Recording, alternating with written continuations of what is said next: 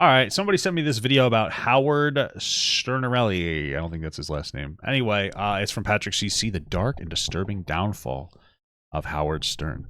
The Shock Jock. Some people say I sound like him. Hey, guys, it's me, Howard Stern. Did that sound like Howard Stern to you? I hope it did. Let's get this going. Howard Stern dominated radio for over 40 years, earning nearly $1 billion while developing a reputation as the biggest shock jock of all time. But the term shock jock is simply not strong enough to describe the absolutely atrocious, wicked, and downright degenerate behavior he has exhibited on his show. Yeah. You know, I remember he shamed, what was that one girl's name that he shamed? Milli Vanilli? That's not a girl. I can't remember her name. She was a Playboy person for a while, and she was a little overweight, but she wasn't really that big, and he would just, like, bully her. It was kind of messed up. From blatant racism to suggestive language about minors to public Wait, what was... Oh, that's her! Anna Faris? No. On his show. From blatant racism to suggestive language. How do you feel about Howard Stern's comment about the Olsen twin? Oh, incredible. Which about minors to public humiliation and even toying with deceased human remains. There is nothing, and I mean... What is that, the body of Christ? Absolutely nothing that Howard won't joke about. If you think there is a moral line that can't be crossed... Well, I think nowadays he's, like, very progressive and liberal, so... Howard has skipped 100 yards past it. But recently we have learned that Howard is not proud of his legacy. He is disgusted by it. The changed man has reflected on his problematic past in therapy, and today sees himself as a progressive beacon of moral righteousness. It's kind of interesting because I feel like I feel like this is like a very cold take. We've shifted so quickly socially in like the past 10 years, and I think it's a lot of it's because of the internet. And so now I feel like everybody, as they get older, for the most part, gets a little softer, and they're like, oh, I regret some of the things I did in the past, especially as society shifts and some things become less okay. But I feel like things have shifted so heavily that everybody's looking back at their old behavior like, oh my God, I was like the worst person in the world. And I don't think that's the case. You know, I think people should look back and go like, yeah, you know what? Some of that stuff was a little edgy for the time. And I'm happy that I moved on from it as a person, but I don't feel like I don't hate myself because at the time that was like acceptable. I've just grown as a person, and it's not like that. I wish people would kind of interact with things like that more.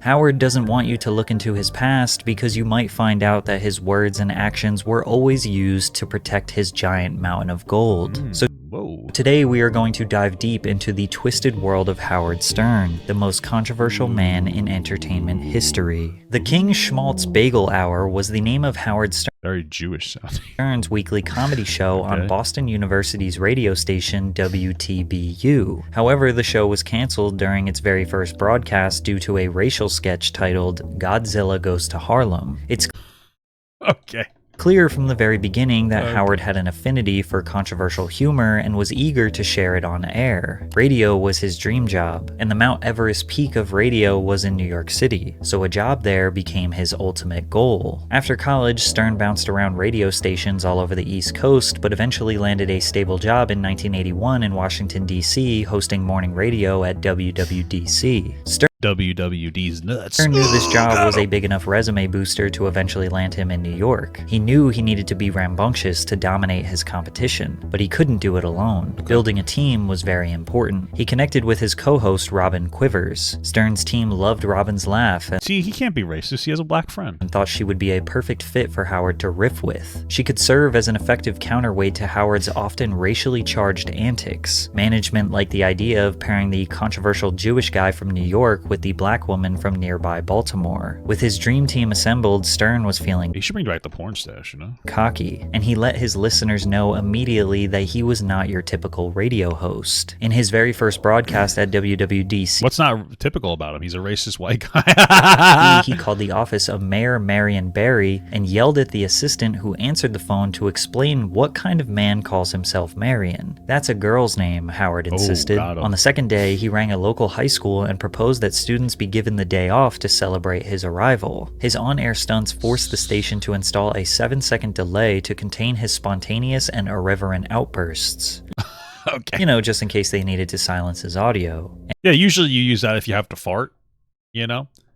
You maybe have to fart or cough, so you hit that button, and then you can kind of get a little bit of breathing room. And it took him less than 1 year to get into some controversy. In 1982, an Air Florida jet crashed into the Potomac River, killing 78 people. The very next morning, Howard Stern called the airline and inquired about the price of a one-way ticket from National Airport to the 14th Street Bridge.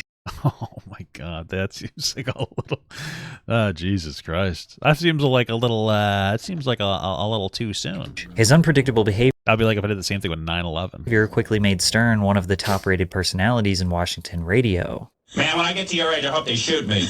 Why am I different from other DJs? Yeah. Because I fart on the air. What? I fart on the radio. Howard joked on everything and everyone equally. No race or religion was singled out. Some people loved it and others hated it. What do you do for a living? Look at this, I just want to say something. A black woman and a white man shaking hands in Washington. Who says there's racial problems, man? Who says there's racial? Get your hand off me! Bro, there's no way Howard would have got away with this if he didn't come off like this, like a dork. Like I feel like I could never get away with this kind of stuff because I'm a big intimidating person. But he can kind of, he could kind of goof around a little bit. He can get away with it, You catch some kind of disease? Come on over here. God. You're a young person, are you? Yes. Or are you impersonating a young person? I'm a young person. You are a young person? You know who I am? No. You ever listen to my show, Howard Stern Show? Yes. You do? You like it? Not particularly. No, what don't you like about it? You're rather crude. I'm rather crude? Yes. Oh, how do you mean? Give me an example. You're rather disgusting, and I don't care to give you an example. Even though Howard was a I got a base from her. liability at times, WWDC was impressed with the jump in ratings and offered him an extension in his contract. Ooh. But Stern's dream was to work in the New York City radio scene. WNBC in New York offered him a 5-year, $1 million deal. So it's so interesting because it's like, oh man, Howard Stern was such a bad guy back then, but all these stations wanted to give him a show. So it's like, you're just existing in the atmosphere that allows you to exist in. So if that atmosphere is accepting of degenerate behavior, obviously you're going to engage in degenerate behavior, especially if you're getting paid for it. So it's interesting that, he would get so much shit for his edgy past when it's like kind of everybody wanted him to be edgy. So he followed his heart. We're all just getting to know one another. It's beautiful. This is WNBC. It is 7 minutes after 4 o'clock. NBC figured that they'd put me on in the afternoon, increase their ratings, and save AM radio. So we're going You know that Mark Wahlberg was supposed to be on Flight 11? That's why he says he would have stopped 9/11. Yeah, I think Mark Wahlberg could have stopped 9/11. I don't know how. to sit here all I think if Mark Wahlberg was on one of those planes during 9/11, that we would have had an even more intense 9/11. Because if I was on a plane with Mark Wahlberg, I would have crashed it.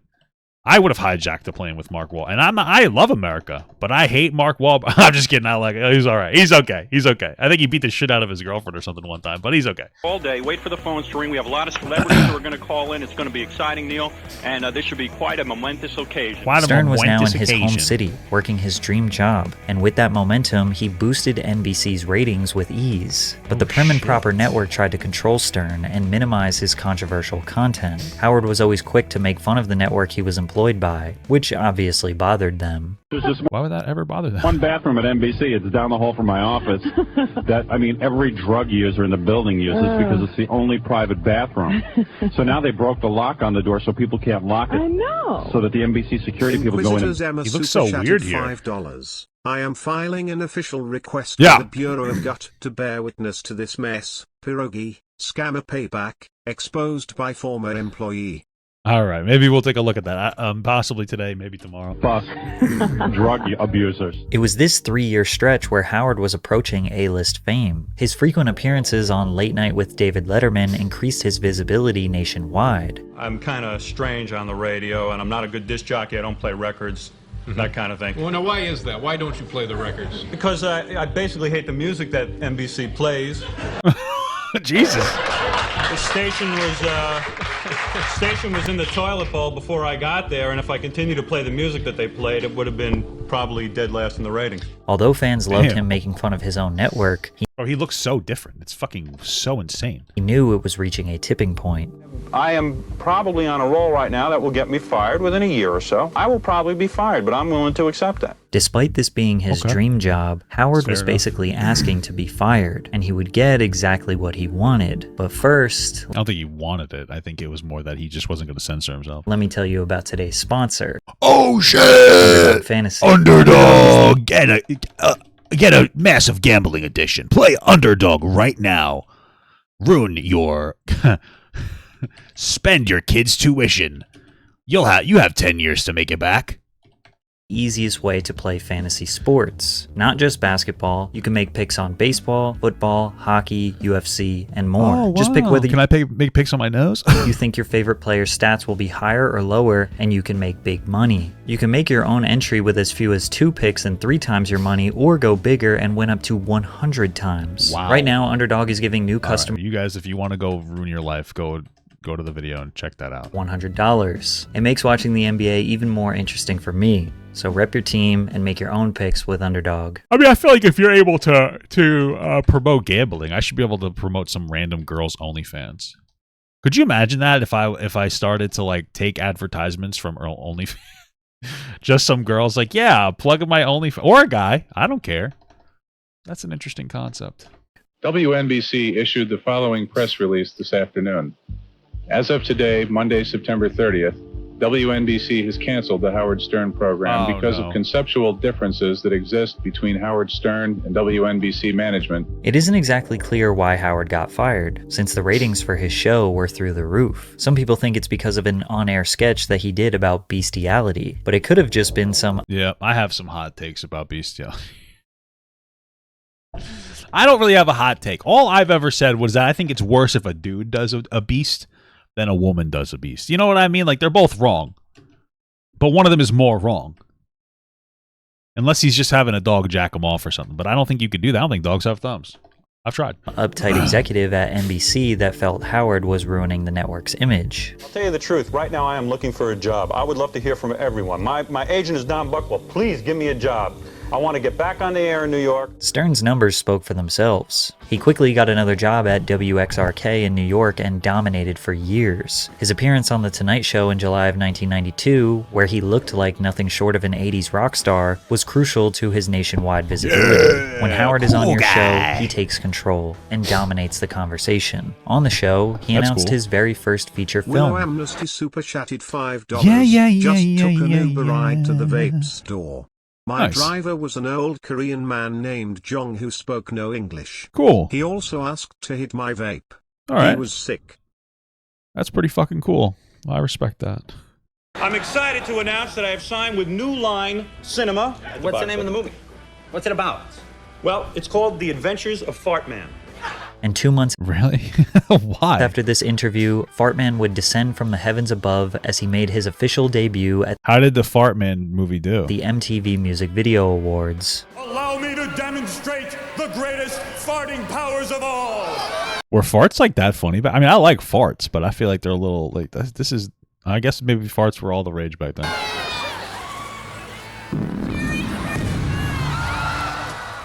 Damn. Howard was officially an American sensation by the end of 1992. Just like Hulk Hogan. His show was the #1 radio show in Los Angeles and New York City simultaneously. He held a 6.4% share of the LA market while holding 9.4% in New York. From there, his show is that a lot? Probably. Was broadcasted in Philly, Washington, Baltimore, Dallas, and Cleveland. Guys, we have to get there. We have to get there. The more famous he got, the more his controversial jokes became huge news stories. But it did not stop him. It actually made him want to be more on. Wow, I wish Howard Stern was around nowadays, because then that would be great content for the commentary. For the commentary peoples like myself. Hinged than ever. In 1992, Stern was slapped with a $600,000 fine by the FCC after he said on air, "The closest I came to making love to a black woman was when I pleasured myself to a picture of Aunt Jemima on a pancake box."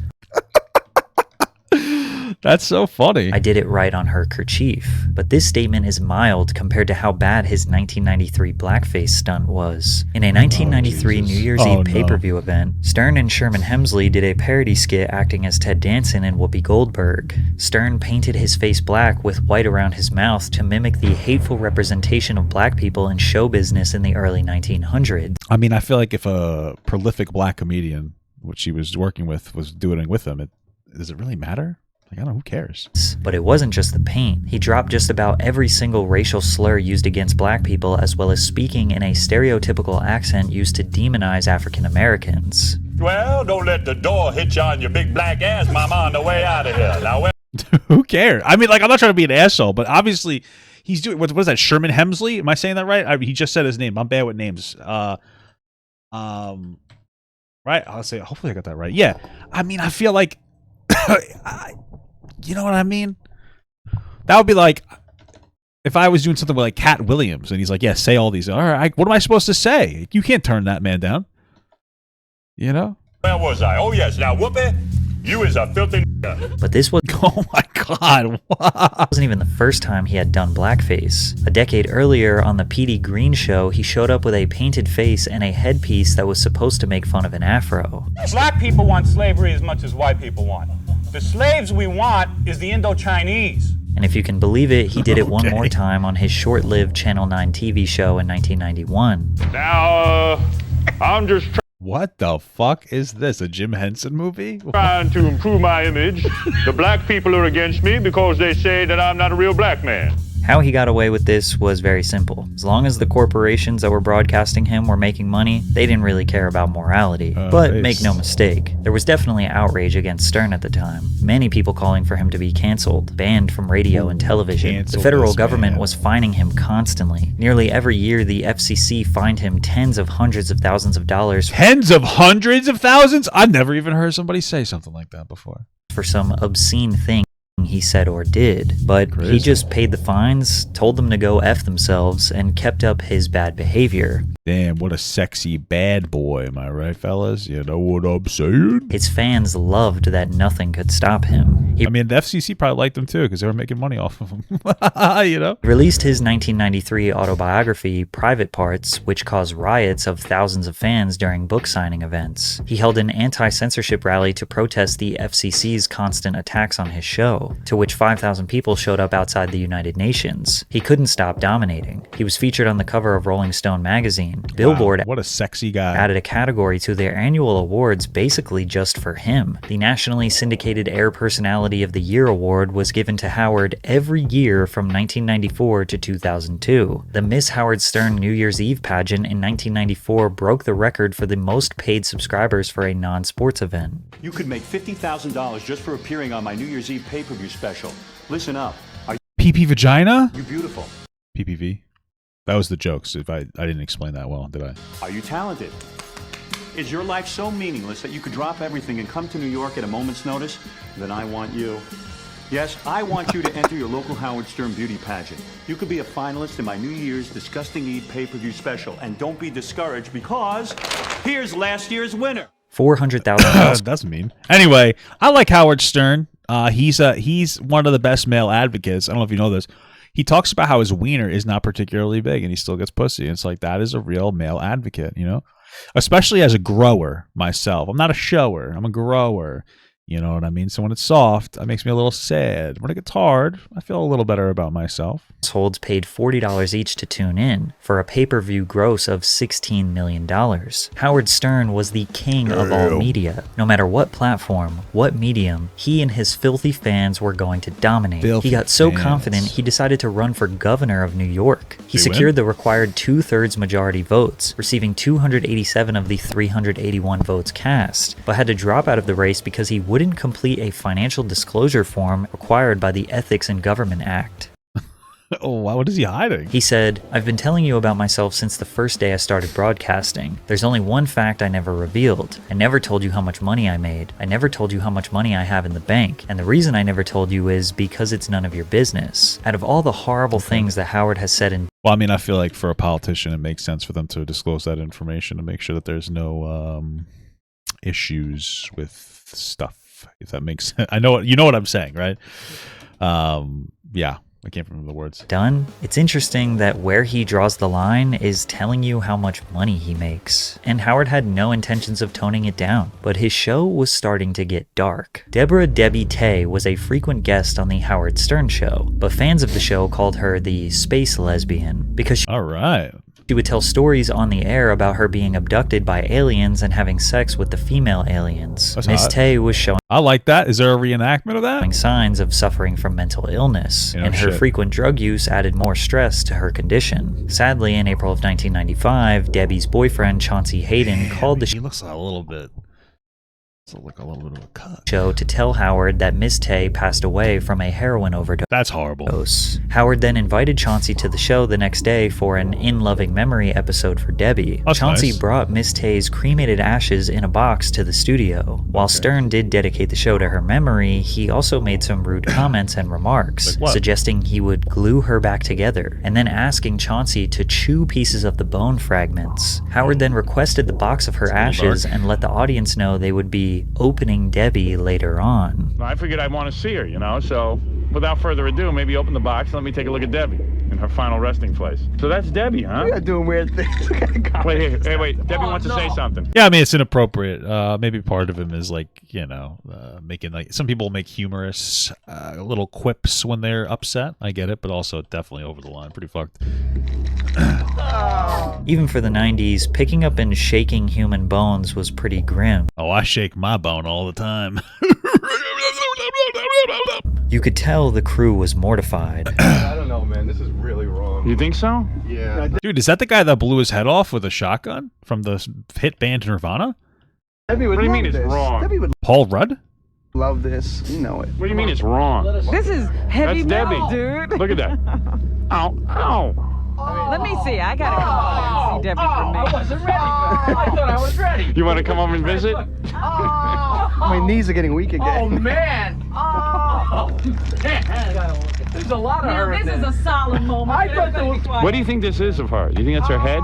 Howard then proceeded to pick up and inspect every piece of bone while speculating what part of her body it was. While all of this unfolded, I'm assuming he was looking for her boobs or something. Debbie's brother and sister, Jeff and Melissa, listened in horror as their late sister's remains were being played with, live on air. This situation prompted the siblings to file an $8 million lawsuit against Howard Stern and Infinity Broadcasting. Yeah, I mean, I understand that. Initially, the family's lawsuit was dismissed by a lower court, but an appellate court reinstated the complaint in 1998, suggesting that a jury could find Stern had gone beyond the bounds of decent behavior. After extensive legal battles, Tay's family was prepared to settle for approximately $60,000, while Stern's lawyers had initially offered around $30,000. Although lawyers for both sides declined to comment, I feel like Stern should have just settled for some money just because it was being disrespectful. The terms of the settlement remained confidential. A court source revealed that lawyers for Tay's family were smiling as they left the courthouse. It's clear why many people believe that Howard took this way too far, but defenders blame Chauncey for bringing in the remains and allowing Howard to get his hands on them. No, that's a silly. You got to hold Howard to some expectation. I mean, that's over the line. It's a dead person. You know what I mean? You got to hold him to some expectation of like, yeah, man, you should not be doing that. So yeah, sure. I mean, whatever. Regardless, the entire situation Max should I have super never. chatted Max I. $4.99. One time I was on the hub and I accidentally switched tabs and busted on Papa. That's fucking beautiful, man. I really respect that. That is the worst though, when you're kind of, you know, you're in your little bit of your goon session, we'll call it. And then what happens? Oh, oops. You know, you're in like a goon session and you're looking at some girl, you're like, wow, this is really getting me going. This is pretty hot. And then all of a sudden, right when you're about to go, the guy starts moaning and it cuts to his face like, ugh. Like, damn. I busted even harder. Fuck! Happened. Because in Howard's style of comedy, not even deceased people were safe from jokes. Especially not the beloved, iconic 23-year-old Mexican-American singer Selena. Oh, dude, didn't Selena, like, get murdered? Who was tragically shot and killed by a crazy fan in Texas in 1995. It's terrible. The next morning, Howard proceeded to play her music with gunshot sounds in the background. Then that's too much, man. Repeating over and over how much he hated the music while mocking Hispanic people. Spanish people have the worst taste of music. They really do. They don't like Why? depth. No, they don't like any depth. It's all like, let's dance and pretend that every human being in our country isn't corrupt.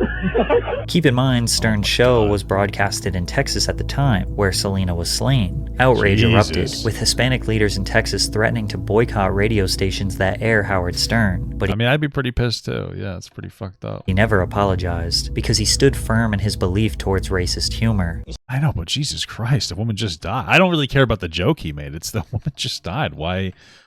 You know what I mean? Like, that's just disrespectful. See, if you make ethnic groups, as long as you make fun of everybody and you have a good time with it, and they know you're not really, you can tell a racist from a guy who's having fun. But yeah, sure. I mean, I feel like you could tell a racist from a guy who's having fun based on who's supposed to laugh at the joke. I like to think I do a decent job at making like the edgy humor that, a particular group might listen to and go, oh, that's kind of funny. But I'm also not mocking dead people, so it's a little different, I guess. you know what? There are racists who listen to you. I mean, whoever wants to listen can listen and interpret it their own way. I just got to do my own thing. Then you have to talk about responsibility. I have no responsibility. The only responsibility I have is to make people happy, have fun on the radio, and make them listen and laugh. That's my responsibility. Many people believe that Howard is not... I mean, I can see why he hates some of his past, man. Some of it's just fucked up. Not a racist. He's just someone who loves dark humor. But even people... That might be true. He might be somebody who's not a racist. He just loves dark humor, but it's certainly fricked up. People who can understand the appeal of dark humor say that his jokes essentially normalize or justify this behavior. And actual racist people are indulging in his jokes because to them, they aren't jokes. And there is no doubt that Howard's subject matter... That's okay, racist. You can feel safe in my community. I'll nurture you. I'm just kidding. Just don't tell me you're racist and I can't ban you. ...matter attracts some of the most vile people in the world. Like in 1997 when a serial killer named Clay called into Stern's show. Okay, Clay, so what happened? How many prostitutes have you killed? 12. What the fuck? And you're wondering why you do it? I have a pretty good idea. Why? I think I just do it for the sense of the power. Howard proceeded to... Oh my god, that's very inappropriate. ...have a 10-minute conversation where Clay admitted to how he slayed prostitutes in the New Orleans area. I wonder what was going through Howard's mind. Obviously the negative, well, I mean the positive of this could be like, oh, you're getting somebody to admit that they killed people and you could put them in jail. The negative is that this could potentially incentivize more people to commit the heinous act and then call into the show and be like, hey, here's my 15 minutes, Clay answered every question precisely with no hesitation. The FBI contacted Howard after the phone call for a copy of the conversation, but still to this day, we have no idea if it was a skit or not. This middle ground / gray area of not clarifying, I guess it could have been a skit, what is a joke and what is serious played a huge part in Howard's popularity. Over the years, he was establishing a legacy group of reoccurring guests called the Whack Pack. These individuals had a signature trait, skill, disability, or unique personal appearance that made them essentially characters in the Howard Stern community. Some of the most popular were Beetlejuice. Hey, listen, you gotta love beat. You know what I mean? You gotta love beat. Hey, like my breakfast? My breakfast is back. What do you got there, man? Hey, my breakfast, bro. What is it?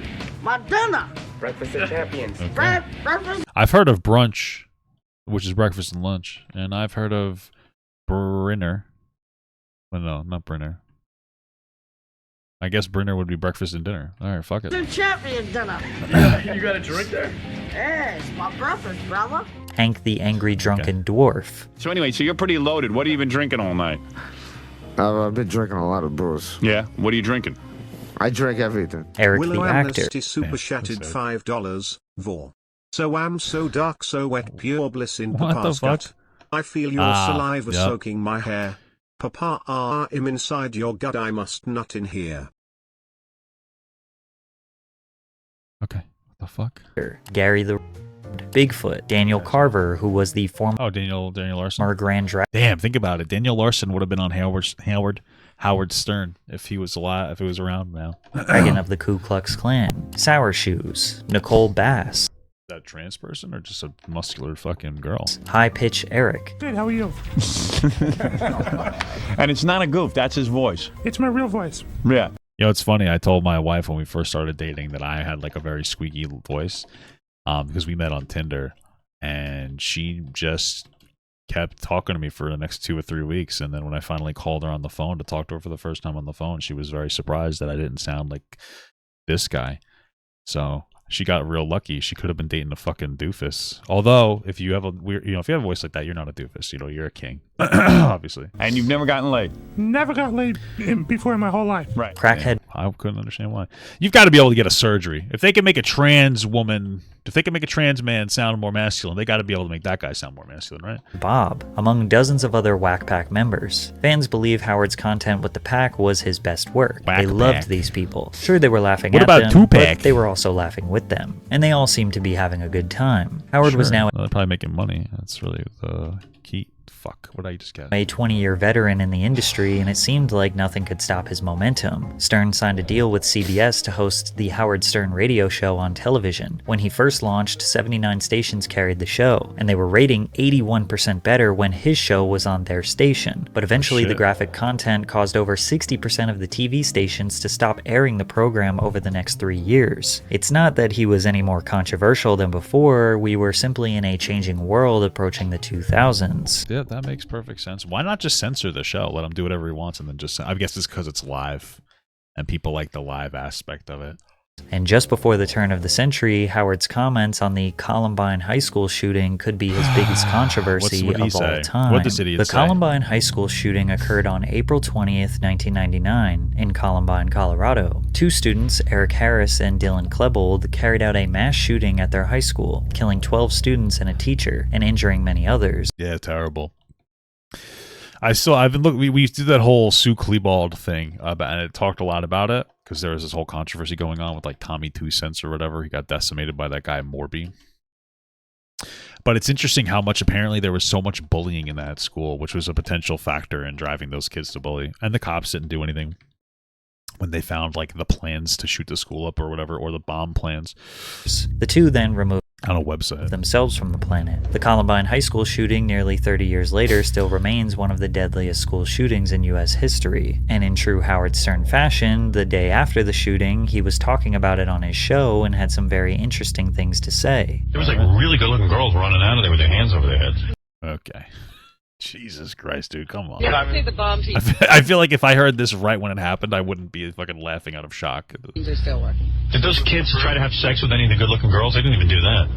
At least if you're going to go yourself and kill all the kids, like, why wouldn't you have some sex? Okay. Yeah, I would think that I would want some sex, but... I mean, I was just talking about them raping and then murdering, like, children. Teenage girls, so that's, Jesus Christ. I feel like when it comes to like death, Howard Stern is just like it's not even, I understand shock humor is fun sometimes, but it's not even like funny at that point. It's just like it's just barbaric. Why? Yeah, I mean, if I was going to people would take them out with some sex. It's unclear if Howard's comments about the tragedy, or any other tragedy, are intentionally to cause controversy, or if it's his way of coping with the horrifying reality. I mean, there might be a little bit of both. He also might just think it's funny. The Denver Rocky Mountain News released a statement reacting to his comments. Either we are serious about showing respect for the dead and their families, or we aren't. Either we care about the quality of our culture, or we don't. Let Howard Stern make his millions in other broadcast markets. He does not belong in Denver. Many people believe that there is a clear line to be crossed when coping with such atrocities. Making jokes, they believe, is crossing that line. It minimizes the damage done to the victims and their families. But comedy defenders believe that jokes and laughing is a way to prevent people from spiraling into a depression every time they turn on the news or open... Oh yeah, I mean, that's true. Jokes are a way to cope with stuff like that. I just feel like there is a line, and crossing it is not always the best. Usually shock humor, people will stay on they'll try to stay in like the center of the line, in social media, since violence, murder, and all of the most heinous things that happen. I mean, Howard Stern's probably just the kind of person that likes to get a reaction out of people, and that's why he does stuff like that. Yeah, it's pretty shitty though. Some of this stuff's a little too much for me. I didn't care about the blackface, but the rest of it, that's too much for me. Our world. But white people die. I mean, when white people die, I'm fucking sad. But when black people get mocked, I don't care. I'm just kidding. That was a joke. Are constantly being broadcasted to you. The radio channel rebroadcasting Stern's show in Denver was requested to drop it, and both houses in the state passed a measure to formally censor Stern for his remarks. Many advertisers cut ties with Howard over the comments. Additionally, his personal life was falling apart. Howard admits that his behavior was very difficult for his wife and 3 daughters to handle throughout his career. After 21 years of marriage, they mutually agreed a divorce was necessary. The now 45-year-old bachelor was on a warpath of sex and destruction. Now keep in mind that, like a regular old rock star, Howard's entire persona for 2 decades was the common suburban dad with a wife who stayed up late at night to talk about all of the raunchy things he wouldn't dare say at the dinner table. The majority of his fan base were probably men who would never admit to their wives they actually love Howard. Now he was because that's gay. Loving men is gay. Even your fallen father and your son don't love your kids. That's gay. Just another multi-millionaire celebrity who was sleeping with different models every night. His image was ruined. His show was losing its creativity. Ratings were dropping. Yeah, I mean, when all you do is say really edgy things for attention, I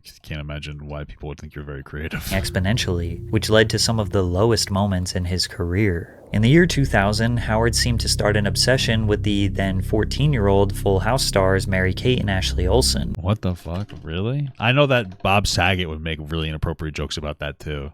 I wonder if part of that was just like the pedophilia they used to find funny or something. While on his show, Howard started to share a story about having his 7-year-old daughter over to spend time with him. Looking for activities, Howard suggested a recently released Mary-Kate and Ashley movie for him and his daughter to watch together. He then goes on to make blatantly suggestive comments about the twins. Remember the 2 little girls from Full House? Sure.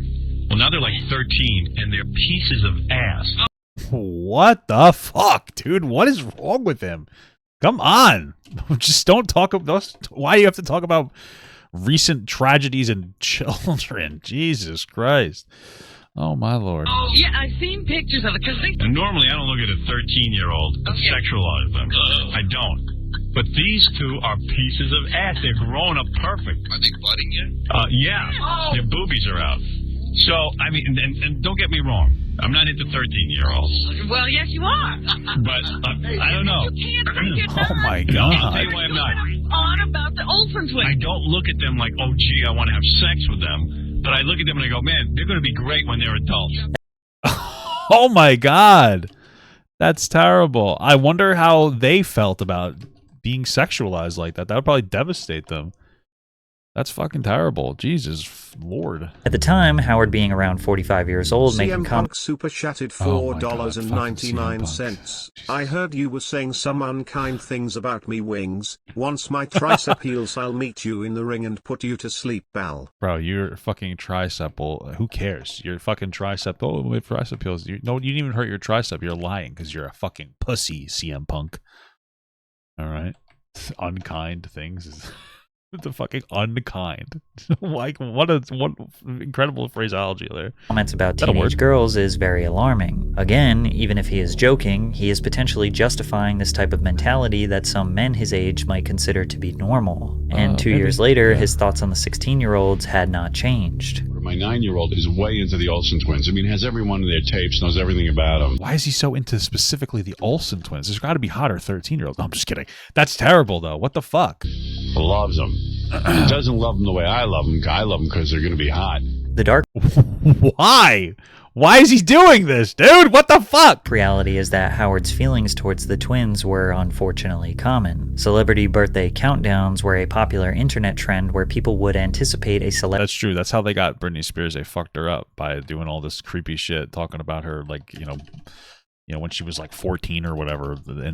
I don't know. Shit's gross, man. All this stuff is gross. Celebrity's 18th birthday to legally justify their creepy fantasies. Mary-Kate and Ashley Olsen's 18th birthday was accompanied by no less than 7 websites dedicated to counting down the minutes until the twins officially reached adulthood.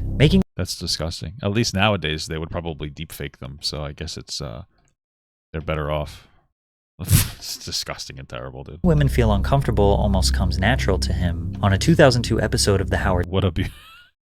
What a interesting legacy. Stern show, Stern and his room of co-hosts started to discuss Anna Nicole Smith's weight gain in recent years. Oh yeah, she wasn't even that big, but they were just bullying her for her weight gain. It was really fucked up. For some reason, she doesn't think she's heavy. I would say she weighs 300 pounds at least. A co-host then said, I bet you $100 she's not over 300, but it's gotta be so close. I think she's gotta be like 280, 290. I know I'm a big woman, so what? So I was guessing your weight. And I was going to say to you today, can you please get on the scale and then we'll have an over-under. That's all. No. Why not? Why not? I'm not going to get on the scale if you gotta weigh me. They proceeded to set up a game where they placed bets on how much Anna Nicole weighs. Once he got Anna on the show, he doubled down. If we weigh you now, I'll give you $3,000 courtesy of i1.com and Trim Spa, No. plus an Xbox for your son. Oh, I'll take the Xbox, bro. I'll take the Xbox, bro. Come on, dude. It's just weigh yourself, dude. Nope, not enough. Anna would not give in. Damn, $3,000 and an Xbox. She wouldn't give in. Damn, she's got some fucking resolve, boy. So Howard kept pushing her. For the next 5 minutes, he kept harassing her. And if they got off the topic of her weight, he would just bring it back. Do you want to go in the bathroom with Benji right now? No, but I'm here for the weekend, and maybe we can go have dinner. Oh my You God. think dinner is for the two of you? Do you think maybe pass on the dinner and maybe go out and exercise? Seriously. You know what's interesting? It's like I feel like Robin is just as bad though, because she's just laughing at all of them and validating it all. It's all pretty fucked. Oh my lord. Pathetic. Is that wrong? Does that make you feel so much better about yourself? Please let me weigh you. Damn, she's kind of owning him a little bit though. No, like all honestly. I'll give you $3,000 I for your bet you're son. feeling so good right now. No, I'm not. I don't feel good until I get you weighed. It's pretty clear this interview took place. Why didn't he just make like a custom chair that would weigh her without her consent? I don't know.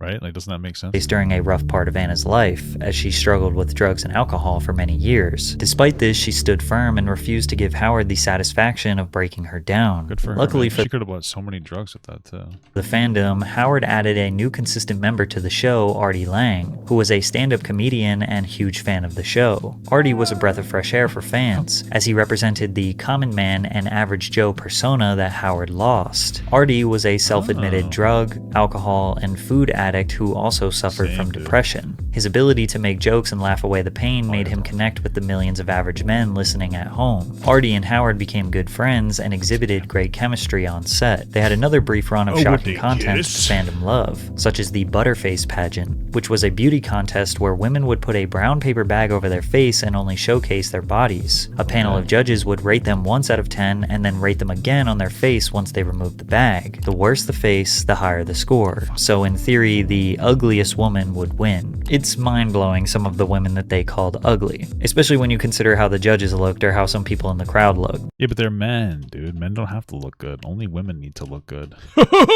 This just seemed like straight up bullying. Also in the early 2000s, celebrities became more of a prominent part of Howard's program. He interviewed a wide variety of different stars: The Rock, 50 Cent, Tobey Maguire, Gene Simmons, Vince McMahon, Matthew McConaughey. Vince McMahon. And then Matthew McConaughey looks insane here. What the fuck? And as the years went on, he became a go-to platform for celebrities to openly discuss some of their deepest secrets. Unfortunately for Howard, there was a major cultural change in 2004 after the Nipplegate Super Bowl halftime show controversy. Really? Did that really do that much to change things? Janet Jackson's breast was exposed in front of hundreds of millions of viewers, which sent the media into a I bet Howard would have loved it if it was one of the Olsen twins. frenzy due to outraged citizens. The FCC started censoring anything and everything they deemed indecent or unfit for mainstream media. 3 weeks after the Super Bowl, Howard's show was suspended for indecency after an interview with Rick Salomon. Rick was Paris Hilton's ex-boyfriend and the man involved in her infamous tape that was making the rounds on the internet. A listener called Damn, I wish they were able to do it like that for that one girl. Pamela Anderson. I feel bad for her. into the show. I watched that little thing. I watched it. It was pretty good. With Tommy Lee and Pam Anderson. It was pretty good. And use the N-word with the hard R. Oh, By jeez. this point, this seems like nothing compared to the decades of disgust Howard has aired on his show. But this was the straw that broke the camel's back. Damn. Howard Stern was officially canceled. Well, not really. Double check and make sure you're subscribed to the channel. Later in the year, Howard announced the signing of a 5-year, $500 million deal with Sirius Satellite Radio. Oh, yeah. I can't believe that shit's still around. I can't believe people even pay for, like, phones anymore. like hard phones as opposed to a soft one. You know what I mean, though? Like landlines. Why do you have one of those now? Why do you have a landline? Why do you get cable? Oh, I'm going to pay $100 and something a month so that I can get some TV show. What the fuck? You could just have all, you have Hulu, Netflix, Amazon Prime, all that stuff for less than half that. What's the point?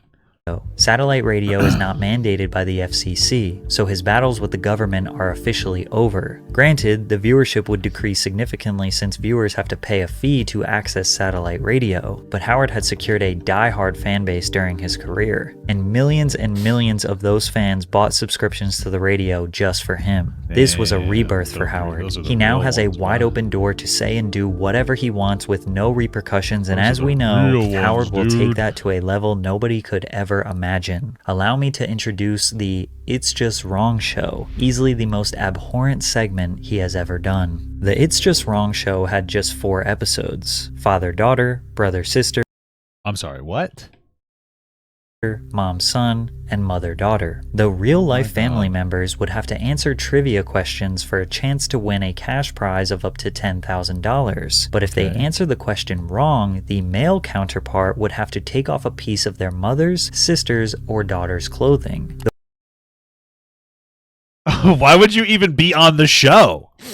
The winner was the one whose partner is the last to get completely naked. Sometimes this was fathers undressing their adult daughters completely nude, or brothers undressing their little sisters nude in front of everyone in the studio and to the millions watching at home. That's if you incredible. think it can't get worse, it I saw multiple porns like this. does. Near the end of the show, usually when everyone was naked, Howard and the crew would start throwing around money saying, There, Valerie, as much as I'd love to hand you over the money, I mean, you wouldn't let your father spank you for $3,000, would you? For $3,000? Yeah. Naked over his lap? That would be really bizarre, wouldn't it? Oh my God, come on. What the fuck? It's like a power trip at that point. Thank you so much for the 12 months sub, Kitty Cat MUA. Have a good day, Papa. You too. Thank you so much. Oh my God. Yeah, that would be that would be a little too much. Or in one episode, he paid Damn. For $3,000 though? I don't know, man. That's fucking crazy. sister That's why I wouldn't go on the show. I wouldn't want to put myself in this predicament where I was like, you know what I mean? Fuck it, you know? to let their brothers get a handful of their breasts. What the fuck? Now these Stop! were all consenting adults who knew the rules of the game and went into it knowing the rules of the game. Some of those creepy dads seemed to like the game a little too much. However, it just goes to show how desperate some people were to earn money, willing to humiliate themselves on camera for the entire world to see. Sadly for his fans, but possibly good for the rest of humanity, Howard Stern finally started to tone down his content. Well, why did they stop the show? Were they just like, hey, listen, this is like way over the line? People believe around 2009 or 2010 his glory days were behind him. He was done with the overly raunchy and edgy skits. The Whack Pack would not make regular appearances, nor was he trying to introduce new characters for the fandom. His beloved co-host Artie Lang was struggling harder than ever, using hard drugs, going to rehab, relapsing, and starting all over every few months. Damn, man. You got to get to the point where you're sick of starting over, you know? So I feel at the gym. Sick of like starting over. So I'm just never going again. No, I'm just kidding. We're going to His battle with depression almost ended everything in 2010. Although Howard wanted to support his friend, he didn't feel like letting him back on the show would aid in his recovery. Yeah, he's probably right. Fans believe once Artie left, probably like a party scene, and he couldn't handle it. The show wasn't worth watching anymore. And this was sort of confirmed in a 2013 staff meeting that was leaked online, where fans came to the conclusion that Howard was not even close to the crude-humored legend he used to be. In the meeting, he berated his staff for over an hour on all of the things that they were doing wrong. Howard did not want them Damn, he's got the Steven Crowder in him. Coming up with funny content and skits like they used to. Instead, his entire focus and goal was to convince more A-list celebrities to come onto his show. We've had people like Billy Corgan come in, their album goes into the top 10. We've had books that have gone into the top 10. We're pretty amazing. But nobody knows it.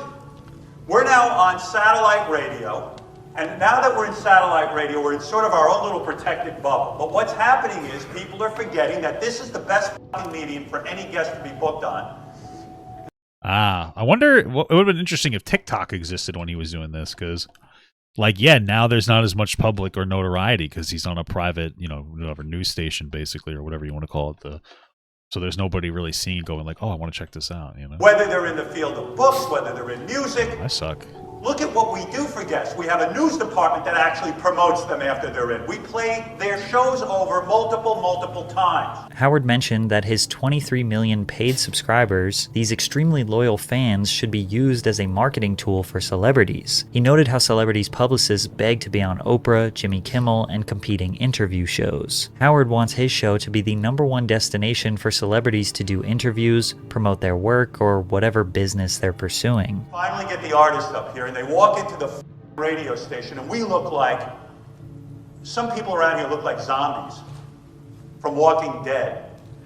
Oh, epic Walking Dead reference. We that show ended like shit too. look like a college radio station. We look like we have homeless people working here. And I gotta tell you something, it's off-putting and scary. It's mind-bending to imagine Howard Stern being concerned about the way his employees dress when just a few years ago he was making fathers Well, I think he's more concerned with them not looking... It's not even about professionalism, it's just that they look miserable, I think is what it is. dress their daughters entirely nude for money. Guy spends 30 years unmercifully bashing people and then blames his staff when celebrities don't want to come on the show. Total fraud. That is true. I don't know if that makes him a fraud, but that is a good point. Howard 20 years ago would have made fun of the guy he became today. He claims now that he is a reformed, changed man. That interests me zero, being as dirty as I want to be. In his book, he writes about regrets for some of his past behavior, saying he was self-absorbed and had a hard-ass pose that no longer works. He doesn't even want people to read his other books, including the 1993 bestseller turned blockbuster, Private Parts. It just It was turned blockbuster? What the fuck? doesn't represent me anymore, so it's hard for me to go back and look at it. Those books, they could be hurtful, and they were a little too intense. At that point, my attitude was it was a scorched earth policy. I'm going to blow you out of the water. I'm going to be pure id, and bam, let it all out. That was my approach to it. That's how I deal with diarrhea. Howard says that he learned through therapy that he was hurting all those years. He was a jester, someone desperate for attention and status. He says he doesn't love the man he was, but he loves the man he is now. In the late 2010s, he started his mission to break the stigma. I mean, I don't think there's an issue with changing like the way you're producing, you know what I mean? Regarding men's mental health. It was only a matter of time before people started He got very gay. digging through the skeletons in his closet, especially after he tried to deny his previous use of the N-word. John, you use the N-word a lot. You said I really? didn't. I used the N-word. Yeah, you did. Wait a second. Hold on. I before do, you I say remember that. it. Whoopi, hold on. Wait. No, we had a guy on from the Ku Klux Klan. Yes. Who very freely used the N-word. Yeah. And my belief was, hey, say it out in the open. Yes. And I didn't use the N-word. Let's be very clear. Okay. Well, I have, Howard. I'm just kidding. During the pandemic, It's weird for him to lie about that, but okay. Donald Trump Jr. tweeted an old blackface video of Howard Stern demanding him to be canceled. Howard responded with, "There's nothing new here. We all knew I was the craziest MFer on the radio." He continued, "I never did anything behind the scenes. I did it right in front of your face." Based, I think? Howard did not apologize, but he doesn't feel good about his behavior. "I cringe when I look at myself 30 or 40 years ago, and that was 27 years ago. I go, I can't stand it. Am I a bad guy?" Wait, what? I cringe when I look at myself 30 or 40 years ago, and that was 27 years ago? What the fuck? Okay. I don't think so. That sentence just kind of threw me off. Keep in mind that 27 years ago, Howard was 43 years old. Same. After this controversy, Stern started championing the vaccine and demonizing anyone who didn't get it. When are we going to stop putting up with the idiots in this country and just say, it's mandatory to get vaccinated? Kind of base, maybe? Their freedom. I want my freedom to live. Joe Rogan, the world-famous podcast, a little base, who has dethroned Howard as the voice of the common man, had the opposite That's opinion. Joe was skeptical about the vaccine. Yeah, because Joe's a fucking idiot. I love Joe Rogan. But, I mean, come on. Which led to him being accused of spreading misinformation. After Joe... I think that's because he did spread some misinformation, just to be clear. I don't think it was all just a fucking conspiracy, just to be honest with you. I still like Joe Rogan. He's a pretty cool guy. Addressed the backlash on Instagram, Howard felt Joe's response wasn't good enough. Even the apology, he just should have said, "You know what? Listen, I'm a comedian, and I have no idea what I'm talking about. It's kind of true. I have no medical background same. whatsoever to be telling people what to do with their health. Stern suggested Joe's apology to be, I'm wrong, and go get the vaccine before you die. Howard Stern fans never could have imagined that he would be criticizing celebrities' apologies in the 2020s. Howard always represented anti-establishment, free speech, but not anymore. This has resulted in his fans calling him woke. Well, just to be clear, I mean, the pandemic was one of a kind for our generation, but okay. Which he says is a compliment. If woke means I can't get behind Trump, which is what I think it means, or it's kind of right. Woke doesn't really mean anything anymore. It just kind of means like anything slightly progressive. That I support people who want to be transgender or I'm for the vaccine, dude, call me woke as you want. I'm not for stupidity. But I am woke, motherfucker, and I love it. It's never too late to change, some people say. Stern represents... I feel like these aren't really very good representations of him being like a bad person. It's not really that big of a deal, actually. It doesn't really seem like that big of a deal. It seems like he had a reasonably graceful transition. It didn't... Even his words against Joe Rogan were like, hey, man, just like, you're a comedian. You're not a scientist. Like, yeah, true. Like, well, that's... Yeah, okay. ...the vitality... What's not true? Of male impulse, fully indulging in raw, racy humor and raunchy entertainment. I don't think many people blame his opposers for bringing up his past, but it's also important to question all of the corporations who profited from his show for all of those years before randomly deciding their morals did not align. Some people think Howard's mental health and self-reflection in therapy narrative is just a cop-out, a way for him to gain sympathy and lazily right his wrongs for decades of disgusting behavior. I mean, that could be true. Maybe he's a sellout. I don't know. Some people think he is... Or maybe he like legitimately changed. Who fucking knows? Merely just a sellout, who will say and do anything to protect the hundreds of millions of dollars he has earned over the years. But very few people look at him as this changed man who is now a beacon of honesty and... I think most people just don't care to look at him. He's kind of... doesn't really matter. ...moral good. One thing is for sure, though. There will never, ever be another Howard Stern. Oh, shit. I just took a Stern dump in my pants.